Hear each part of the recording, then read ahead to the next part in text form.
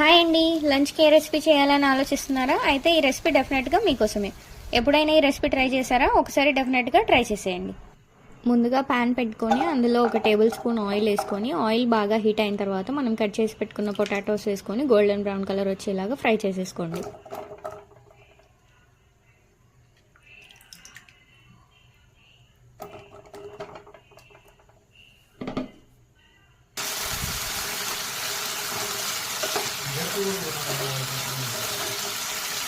Potatoes అన్నీ బాగా fry అయ్యి గోల్డెన్ బ్రౌన్ కలర్ వచ్చిన తర్వాత అవి పక్కన పెట్టేసుకొని మళ్ళీ అదే ప్యాన్లో ఒక టేబుల్ స్పూన్ ఆయిల్ వేసుకొని ఆయిల్ బాగా హీట్ అయిన తర్వాత మనం అందులో పోపు దినుసులు వేసుకొని ఫ్రై చేయండి. అవి కూడా ఫ్రై అయిపోయిన తర్వాత మనం కట్ చేసి పెట్టుకున్న పచ్చిమిర్చి యాడ్ చేసుకొని ఫ్రై చేసేసుకోండి. పచ్చిమిర్చి కూడా బాగా ఫ్రై అయిపోయిన తర్వాత కొంచెం కరివేపాకు వేసుకొని ఒకసారి బాగా కలుపుకొని ఫ్రై చేసేసుకోండి. కరివేపాకు కూడా బాగా ఫ్రై అయిపోయిన తర్వాత మనం కట్ చేసి పక్కన పెట్టుకున్న ఒక ఆనియన్ యాడ్ చేసుకొని బాగా ఫ్రై చేసేసుకోండి.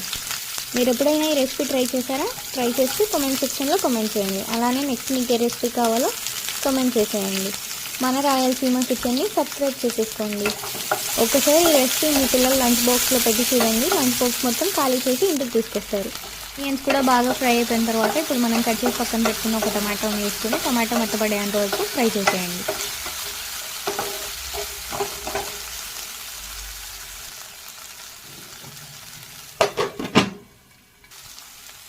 అలానే టొమాటోస్ కూడా బాగా ఫ్రై అయిపోయిన తర్వాత ఇప్పుడు హాఫ్ స్పూన్ పసుపు వేసుకొని పసుపుని బాగా కలిపేసి ఫ్రై చేసేయండి.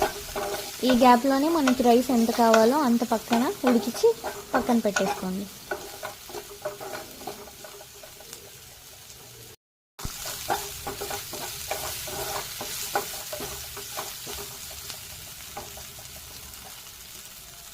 ఇప్పుడు మనం ఆల్రెడీ ఫ్రై చేసి పక్కన పెట్టుకున్న పొటాటోస్ ఇందులోకి యాడ్ చేసుకొని ఒకసారి కలపండి బాగా.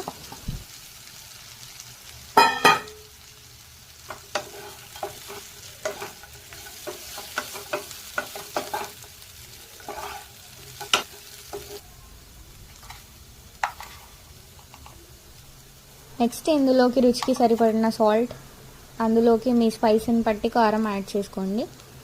అందులోనే ఒక హాఫ్ టేబుల్ స్పూన్ ధనియాల పొడి, ఒక 1/2 టేబుల్ స్పూన్ మిరియాల పొడి వేసుకొని ఒకసారి కలిపేసి